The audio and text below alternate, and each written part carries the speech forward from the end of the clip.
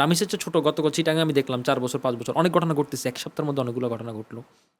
তো এই জিনিসটা কোনো মানে আমি যেটা মনে করি আপনি যদি আমার কাছে সলিউশন খুঁজতে চান, এটার আমি কোনো পলিটিক্যাল সলিউশন দেখি না। আজকে আমার সাথে যিনি আলোচনা করবেন, যিনি আজকে পডকাস্টে থাকবেন, উনি একজন ইয়াং মানুষ। হ্যাঁ, খুবই ইয়াং একজন মানুষ। ইয়াং মানুষের সাথে আপনাদের পরিচয় করিয়ে দিই। ডক্টর রাকিব, কেমন আছেন আপনি?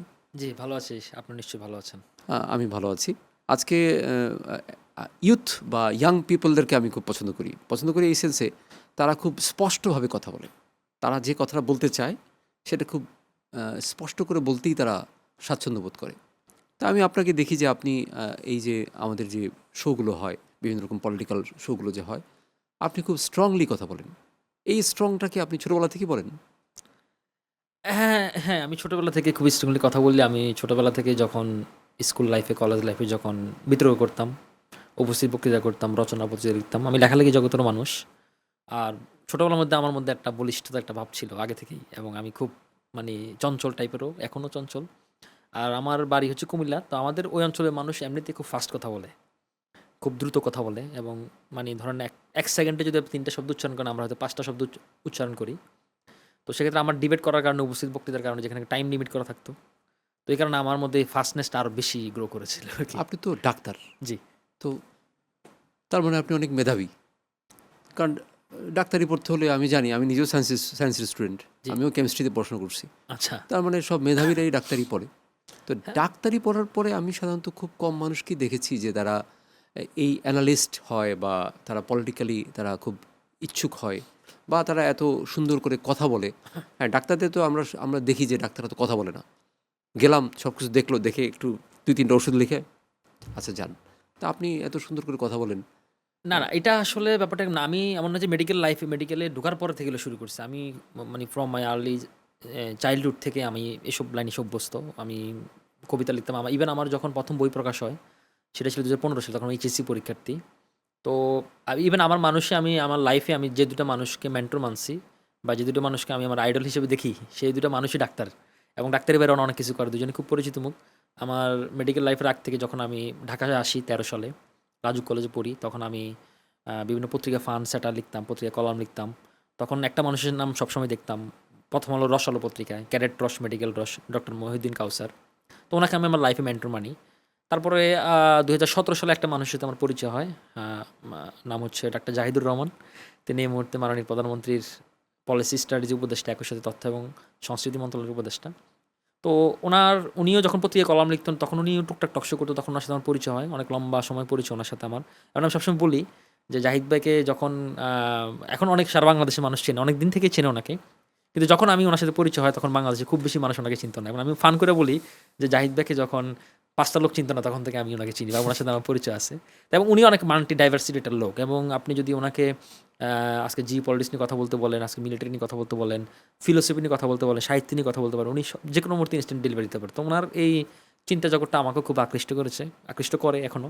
এবং আমার যেকোনো জিনিসের পরামর্শের জন্য, বা যেকোনো জিনিসের জন্য আমার হয়তো আমি নিজে ডিসিশন নিতে পারি, কিন্তু তারপর আমার কাছে মনে হয় যে ওনার সাথে একটু পরামর্শ করলে ভালো হয়। এটা আমি করি। মানে আশাবাদ, যেটাকে আশাবাদ জি, তো আমাদের সবারই ভাল লাগে। কিন্তু এক্সাক্টলি, হ্যাঁ। আমি অনেকটা মানে আমি কি বলবো, এই গত কয়েকটা দিন যাবৎ আমি খুবই বিষণ্ণ। আমি ব্যক্তিগতভাবে বিষণ্ণ। তার কারণ বিষণ্ণ হচ্ছে, হওয়ার মতো অনেকগুলো ঘটনা আছে। এই আমি একটা ঘটনাই বলি যে, ধরেন এই যে রামিসা একটা ফুটফুটে একটা বাচ্চা। আপনার কি মনে হয় যে একটা সভ্য দেশে কখনো একটা একটা বাচ্চাকে এইভাবে মানে নির্মমভাবে মানে হত্যা করা হলো? এটা কি সম্ভব?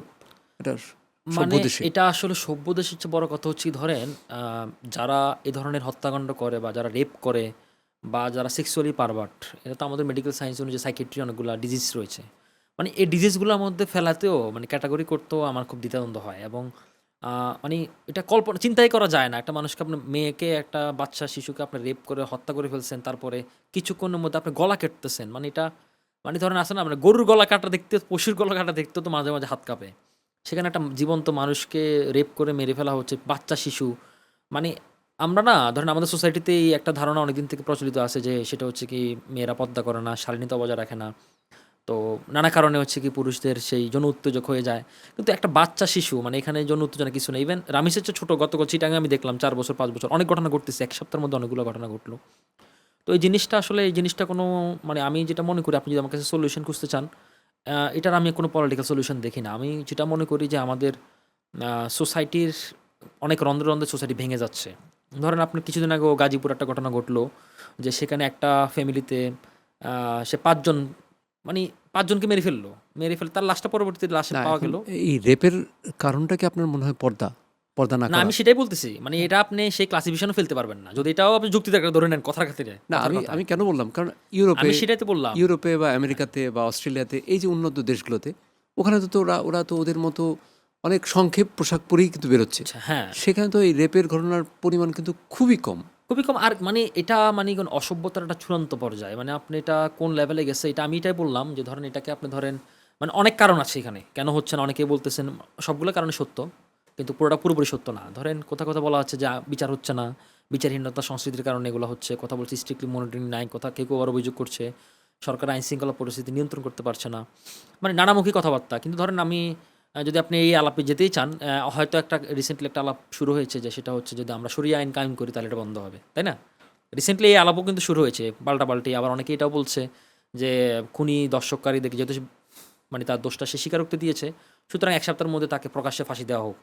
মানে অনেক মানে মিশ্র প্রতিক্রিয়া এখানে দেখা যাচ্ছে। কিন্তু ব্যাপারটা হচ্ছে ধরুন আমি যেটা মনে করি যে আমাদের রাষ্ট্রের বয়স ৫৫ বছর সে আমাদের রাষ্ট্র ঠিকভাবে দাঁড়াতে পারেনি। সেখানে পলিটিক্যাল অনেক ব্যর্থতা ছিল, অনেক সমস্যা ছিল। কিন্তু জাতিগত হিসেবেও আমি মনে করি যে আমাদের সেই মনস্তাত্ত্বিক বিকাশটা আমাদের হয়নি।